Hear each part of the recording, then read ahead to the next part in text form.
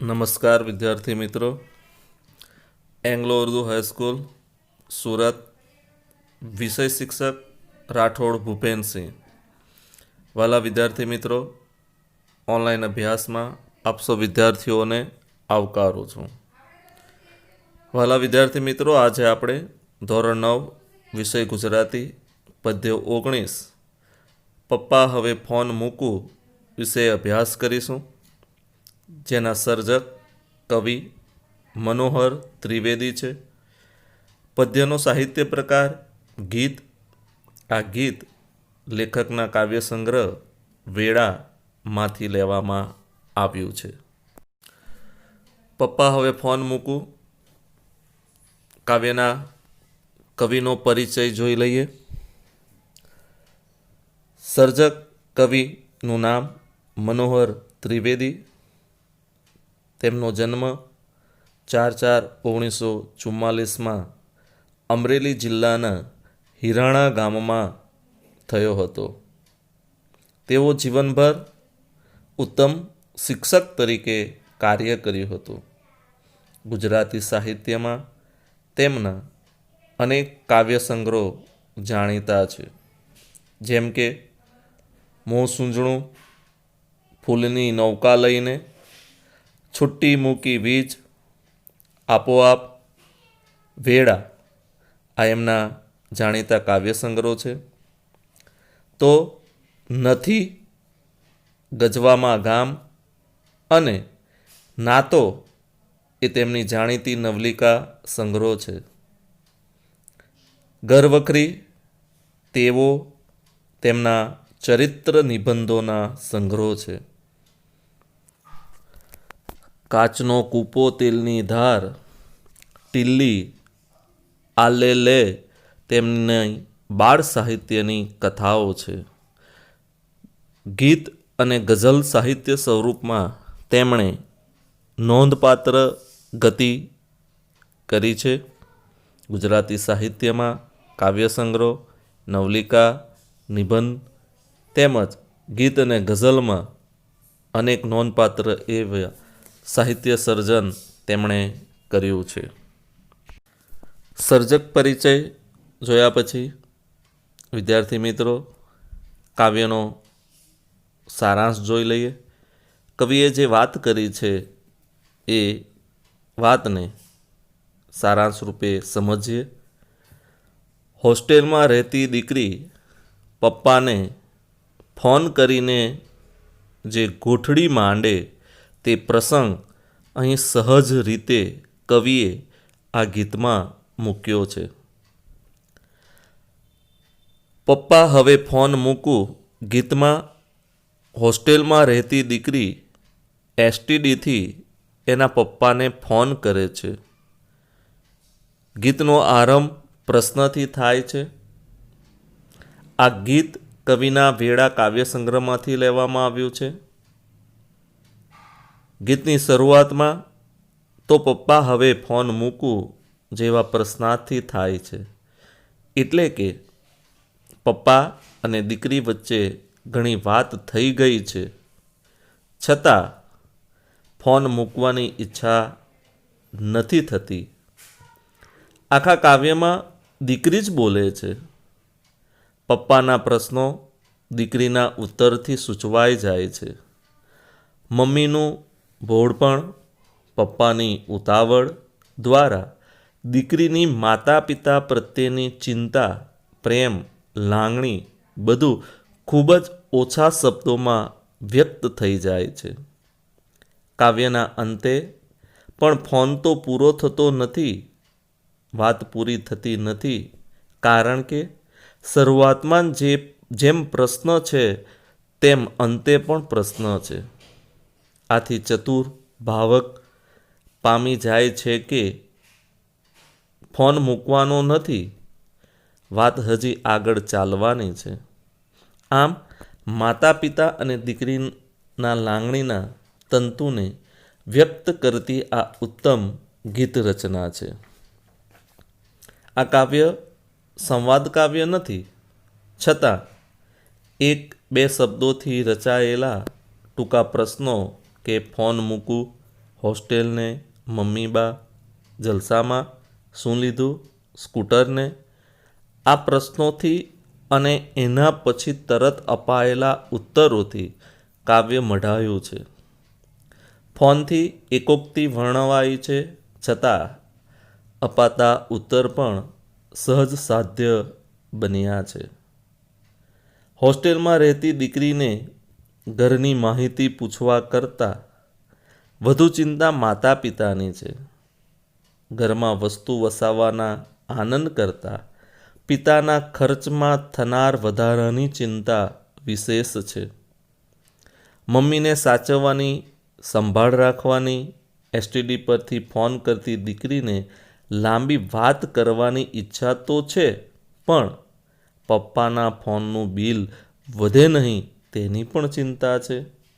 એટલે પપ્પા હવે ફોન મૂકુંથી શરૂ થયેલું કાવ્ય કુટુંબના ભાવાવરણને ઓછા શબ્દોમાં તાદર્શ કરી અંતે પપ્પા હવે ફોન મૂકુંના પુનરાવર્તનને પ્રેમનો પરિઘ રચી પૂર્ણ થાય છે, જે શીર્ષકની સાર્થકતા સ્પષ્ટ થાય છે. દીકરી એ દિલનો દીવો છે. દીકરી ઉંબરા પરનો દીવો છે. દીકરી એટલે લાડ, પ્રેમનો પર્યાય. દીકરી બે ઘર ઉજાડે. દીકરી વહાલનો દરિયો. સમજદારી સાથે સંસ્કારાયેલું દીકરી રૂપી પુષ્પ કાંટાની વચ્ચે પણ હેમખેમ વિકસે છે. તેથી દીકરીની સંભાળ જરૂરી, પરંતુ અવિશ્વાસ નહીં, જે વાત અહીં આપણને સ્પષ્ટ કરે છે. આરંભે પૂછાયેલા પ્રશ્ન ફરી ગીતના અંતે દીકરી દોહરાવે છે અને ગીત અહીં પૂરું થાય છે. કવિ પરિચય અને પદ્યનો સારાંશ જોયા પછી કાવ્યનું ભાવવાહી પઠન કરીએ. વિદ્યાર્થી મિત્રો, તમારી પાસે પણ પાઠ્યપુસ્તક હશે. તમે પણ કાવ્યનું પઠન કરજો. તો પપ્પા હવે ફોન મૂકું, તમને મોજ જરી આવે તે થયું મને, એસટીડીની ડાળથી ટહુકું. હોસ્ટેલને? હોસ્ટેલ તો ફાવે છે, જેમ કે કાંટામાં સચવાતું ફૂલ. તોય એ તો ઉઘડે છે, રંગભર્યું મહેકે છે, ડાળખીમાં કરે ઝૂલા ઝૂલ. ફાગણના લીલા કુંજાર કોઈ ઝાડવાનું પાન એમ થાય નહીં સૂકું. મમ્મી બા જલસામાં? બાજુમાં ઊભી છે. ના ના, તો વાસણ છો માંજતી? કહેજો આ દીકરીએ તારા સૌ સપનાઓ રાત પડીએ નિંદરમાં આંજતી. સાચવજો, ભોળી છે, ચિંતાળું, ભૂલકણી, પાડજો ના વાંકું કે ચૂકું. શું લીધું, સ્કૂટરને? ભારે ઉતાવળા. સમૂહ તો કહેતો તો ફ્રીજ. કેવા છો જિદ્દી, ને હપ્તા ને વ્યાજ, વળી ઘર આખું ઠલવશે ખીજ. ઝાઝી તે વાતોના ગાડા ભરાય, કહું હાઈકુમાં એટલે કે ટૂંકું. તો પપ્પા હવે ફોન મૂકું. તો પપ્પા હવે ફોન મૂકું. કાવ્ય પઠન બાદ કાવ્યની પંક્તિની સમજૂતી જોઈએ. તો પપ્પા હવે ફોન મૂકું. પ્રશ્નથી કાવ્ય શરૂ થાય છે. પુત્રી પિતાની પરવાનગી માંગે છે, પિતાનો આદર જાળવે છે. તે પછીની પંક્તિથી પુત્રી પિતા સાથે ફોન પર વાત શરૂ કરે છે. જો કે પિતા પ્રશ્ન નથી પૂછતા. બીજી પંક્તિ જોઈએ. તમને મોજ જરી આવે તે થયું મને, એસટીડીની ડાળથી ટહુકું. દીકરી પપ્પાને કહે છે કે તમને મોજ આવે. મોજ એટલે આનંદ, ખુશી. જરી એટલે થોડી. એસટીડી એટલે કે ટેલિફોન બૂથ પર જઈ ફોન કરવાની, વાતચીત કરવાની જે વ્યવસ્થા છે એને એસટીડી કહીએ છીએ. તે ડાળથી ટહુકું એટલે કે ટહકવું એટલે કે ટહુકો કરવો. અહીં મધુર વાણીમાં બોલવું. કોયલ ટહુકા કરે અને કોયલના ટહુકા આપણને મીઠા લાગે, એ જ રીતે દીકરી પણ અહીં જે બોલે છે એમાં મીઠાશ છે. એટલે તમને એ મોજ જરી આવે તે થયું મને એસટીડીની ડાળથી ટહુકો, કે પપ્પા તમને જરા આનંદ આવે, ખુશી થાય એટલે મને થયું કે આ એસટીડી પરથી ફોન દ્વારા હું તમારી સામે ટહુકું એટલે કે તમારી સાથે મીઠી થોડી વાતો કરું. ત્યારબાદ હોસ્ટેલ તો ફાવે છે જેમ કે કાંટામાં સચવાતું ફૂલ, તોય એ તો ઉઘડે છે, રંગભર્યું મહેકે છે, ડાળખીમાં કરે ઝૂલાઝૂલ. જાણે પિતા પપ્પાનો પ્રશ્ન સમજી ગઈ હોય એમ દીકરી પૂછે છે. હોસ્ટેલ એટલે છાત્રાલય. વિદ્યાર્થીઓને ભણવા માટે દૂર ગામથી શહેરોમાં જઈ ત્યાં વસવાટ કરી ત્યાં રહીને અભ્યાસ કરવા માટે જે વ્યવસ્થા કરવામાં આવે છે એ હોસ્ટેલ. હોસ્ટેલમાં ફાવે છે, ગમે છે, જેમ કે કાંટામાં સચવાતું ફૂલ. કેવું ગમે છે? કાંટામાં સચવાતું ફૂલ. કાંટામાં સચવાતું એટલે જે રીતે ગુલાબનું ફૂલ છે, જેટલું સુંદર છે, જેટલું મહેકે છે, એવું જ એની ફરતે કાંટા પણ છે. એટલે આ વિદ્યાર્થી મિત્રો આપણને એક સંદેશો આપે છે કે જીવનમાં કાંટારૂપી અનેક મુસીબતો, સંઘર્ષો તો આવે, પણ એમાં પણ આપણે મહેકવાનું છે. અહીં દીકરી પણ એ જ કહે છે કે હોસ્ટેલનું જીવન કાંઈ ઘર જેવું નથી હોતું. થોડી અગવડો હોય છે, એ અગવડોનો સામનો કરી આપણે જીવનમાં આગળ વધવાનું છે. એ અગવડ, મુસીબત એ કાંટા છે અને એમાંથી આપણે બહાર આવીએ એ ફૂલ, સુગંધ, શ્વાસ છે. જેમ કાંટામાં ફૂલ સચવાય એમ આટલી બધી અગવડો વચ્ચે પણ હું ફૂલની જેમ સચવાઉં છું. દીકરી કહે છે તોય કાંટામાં હું ખીલું છું, છતાં પણ તોય ઉઘડે છે એટલે ખીલવું, પ્રફુલ્લિત છું. રંગભર્યું મહેકું છું. મહેકવું એટલે સુગંધ, શ્વાસ.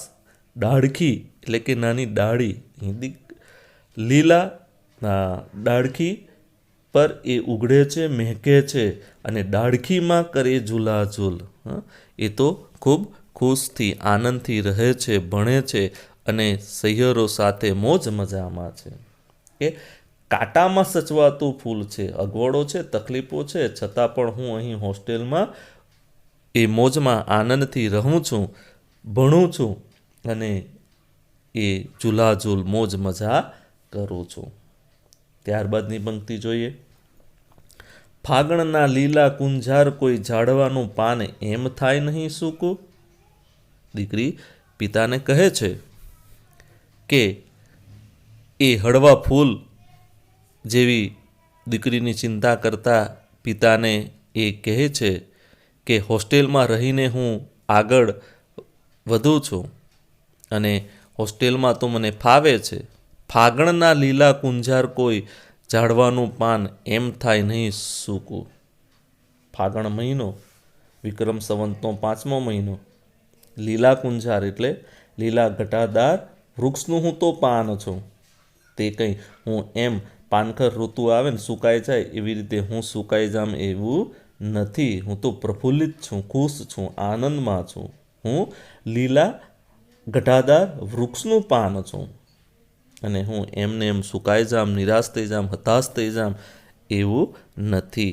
અને એટલા માટે એ એમ પ્રેમાળ સંસ્કારી દીકરી ફાગણના ઝાડના પાન જેવી પોતે પણ લીલીછમ છે, એટલે કે એ પોતે પણ ખુશ છે.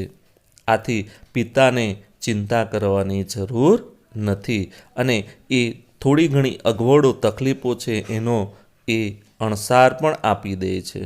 કે અહીં અગવડો છે, તકલીફો છે, છતાં તમે ચિંતા કરતા નહીં, હું મહેકું છું, ઉગડું છું, મોજ મજામાં છું, હું તો લીલા ઘટાદાર વૃક્ષનું પાન છું, એમ કંઈ સુકાઈ જામ એવું નથી. આમ પિતાને તકલીફોનો અણસાર પણ આપે છે અને પોતાની ખુશી, પોતાનો અભ્યાસ એની પણ વાત કહે છે અને પિતાને ચિંતા કરવાની જરૂર નથી એ પણ કહે છે.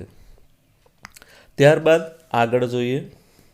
મમ્મી બા જલસામાં બાજુમાં ઊભી છે, નાના તો વાસણ છો માંજતી, કહેજો આ દીકરીએ તમારા સો સપનાઓ રાત પડીએ નિંદરમાં આંજતી. આગળ કહે છે મમ્મી બા જલસામાં, જલસામાં એટલે કે મોજ મજા આનંદ ખુશીમાં, માંજવું એટલે કે વાસણો સાફ કરવા, સપના એટલે અરમાનો ઈચ્છાઓ, આંજવું એટલે કે આંખમાં કાજળ લગાડવું, અહીં આંખમાં સમાવવું કે જે ધ્યેય છે, જે લક્ષ્ય છે, ઈચ્છા છે, અરમાનો છે એ મેં આરી આંખોમાં સમાવી લીધા છે. મમ્મી બા જલસામાં, દીકરી પ્રશ્ન કરે છે શું મમ્મી મજામાં છે ને, બાજુમાં ઊભી છે. સાહજિક રીતે આપણે જોઈએ તો ઘરે ફોન કરીએ ત્યારે મમ્મી પપ્પા બધા વાતચીત કરવા માટે તૈયાર હોય છે, એટલે દીકરી અહીંયા સામેથી જ કહી દે છે કે બાજુમાં ઊભી છે મમ્મી, ના વાસણમાં જે છે, સારું માંજવા દો.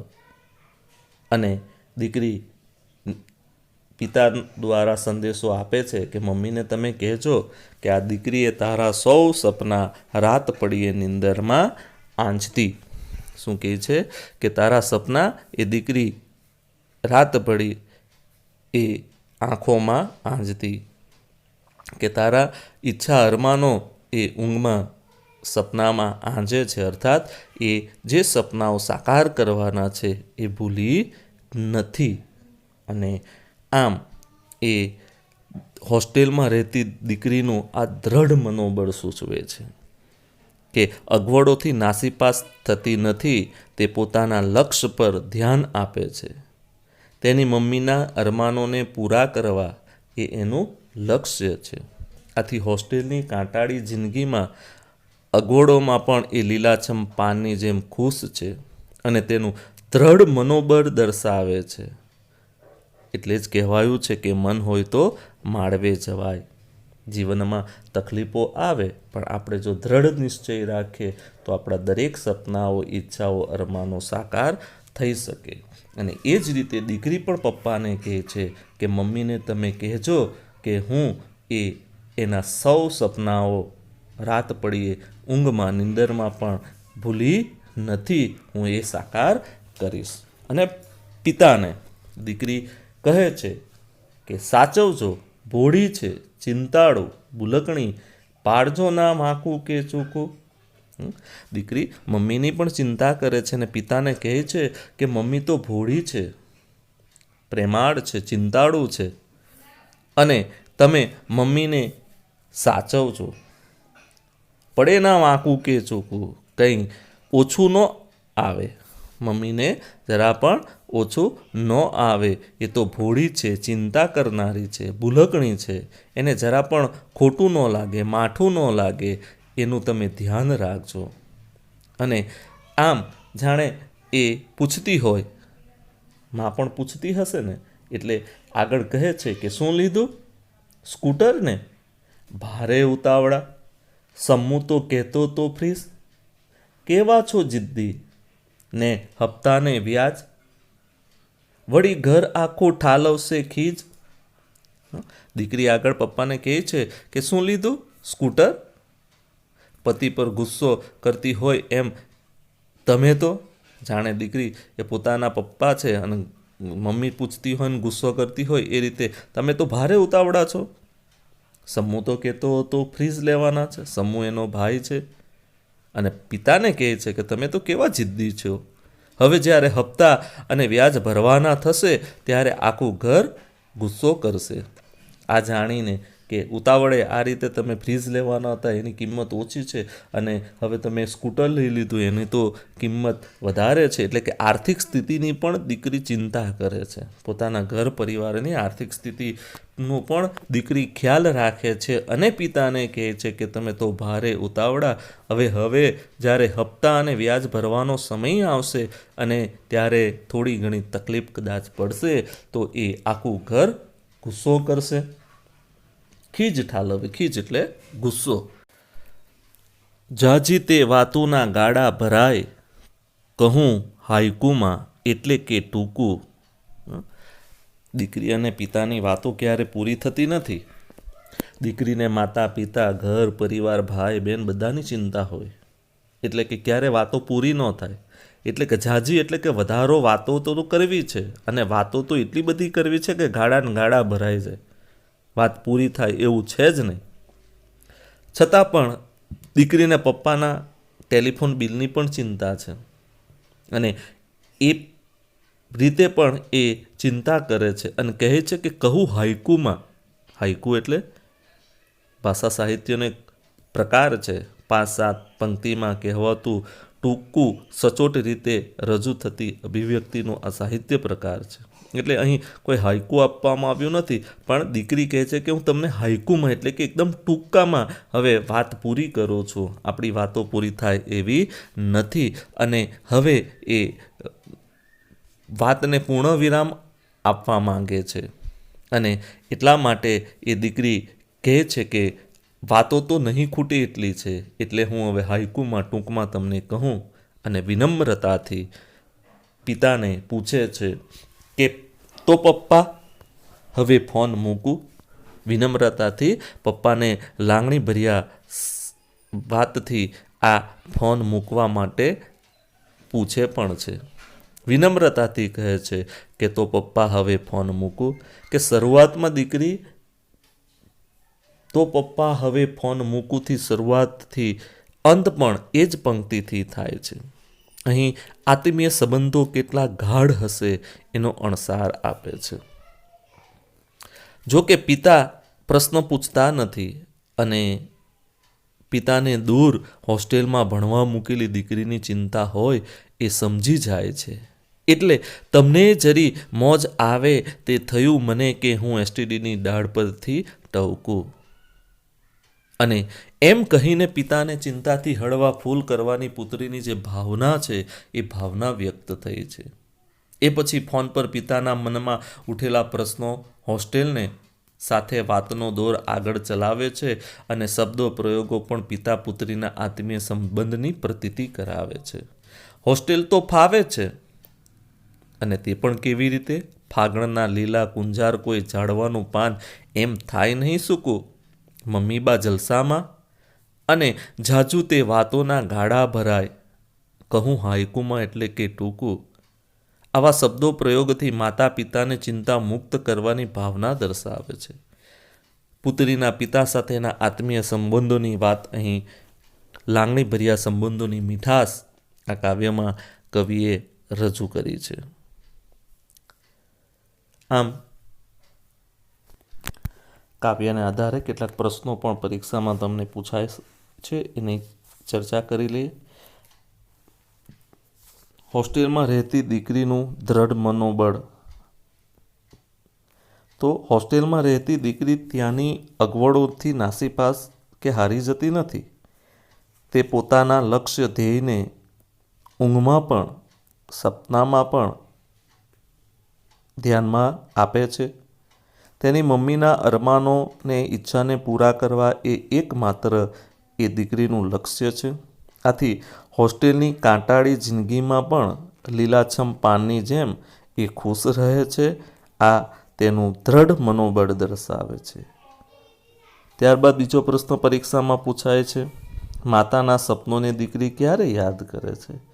તો પુત્રી પપ્પા સાથે ફોન પર વાત કરે છે ત્યારે મમ્મી બાજુમાં ઊભી હશે એમ સમજીને તે મમ્મીને યાદ કરાવે છે કે તારી દીકરી તારા સપના, ઈચ્છા, અરમાનો ઊંઘમાં આંજે છે. અર્થાત એ ઊંઘમાં સપનામાં પણ એને ભૂલી શકતી નથી. બીજો પ્રશ્ન, કે હોસ્ટેલ તો ફાવે છે, જેમ કે કાંટામાં સચવાતું ફૂલ. તોય એ તો ઉઘડે છે, રંગભર્યું મહેકે છે, ડાળખીમાં કરે ચૂલાચૂલ. પંક્તિની સમજૂતી રીતે પ્રશ્નો પૂછી શકાય. આપણે પણ એને સમજવો જરૂરી છે. જીવનમાં કાંટારૂપી અગવડો આવે ત્યારે આપણે કઈ રીતે મહેકવું જોઈએ.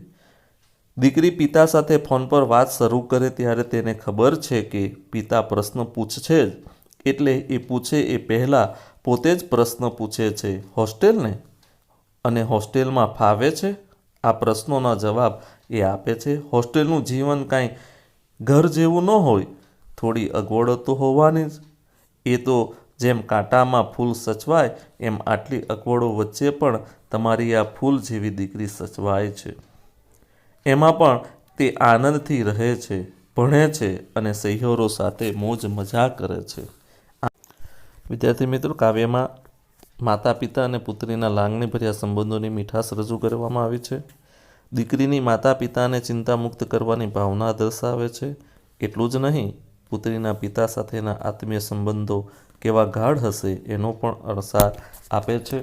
સમજદારી સાથે સચવાયેલું સંસ્કારરૂપી દીકરીરૂપી પુષ્પ કાંટાની વચ્ચે હેમખેમ વિકસે છે એ વાત અહીં રજૂ કરી છે. ફરી પાછા મળીશું વિદ્યાર્થી મિત્રો. આવજો. અસ્તુ.